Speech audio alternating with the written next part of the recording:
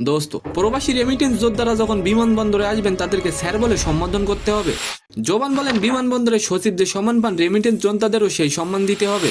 দোস্ত, অন্যদিকে Cristiano Ronaldo, Virat Kohli football ক্রিকেটের দুই জনপ্রিয় তারকা। কোহলি ও রোনালদো তাহলে কি সত্যি কোলাপ করছেন? সালাম, নমস্কার দোস্ত। রবিবার দুপুরে নিজের ফেসবুকে জোয়ান লেখেন প্রবাসী রেমিটেন্স যোদ্ধারা যখন বিমানবন্দরে আসবেন তাদেরকে স্যার বলে সম্বোধন করতে হবে। কিন্তু হঠাৎ জোয়ান কেন এমন বলছেন? জোয়ান বলেন, ফেসবুকে স্ক্রল করতে করতে প্রবাসীদের ব্যাপারে কিছু একটা দেখেছিলাম। আমাদের আর এক অভিনয় শিল্পী আনন্দ খালেদও প্রবাসীদের নিয়ে একটি পোস্ট করেছেন, তাই আমারও মনে হলো প্রবাসীদের অনুপ্রেরণা জোগাতে এমন একটা পোস্ট করা যায়।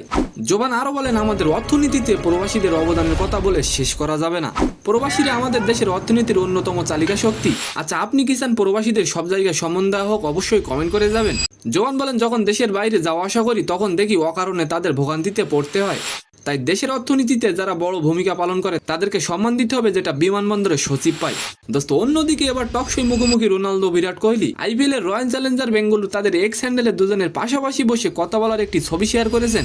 মূলত রোনালদো তার ইউটিউব চ্যানেলে অতিথি হিসেবে বিরাটকে হাজির করেছেন, যার ক্যাপশনে লেখা ছিল Virat Kohli x Cristiano Ronaldo goat square. মূলত রোনালদো ও বিরাট কোহলি কোলাপ করছেন, আর এই কোলাপটি ইন্টারনেটে আগুন ঝরাবে। তো সম্মানিত দর্শক, আজকের ভিডিওটি কেমন লাগলো অবশ্যই কমেন্ট বক্সে জানাবেন।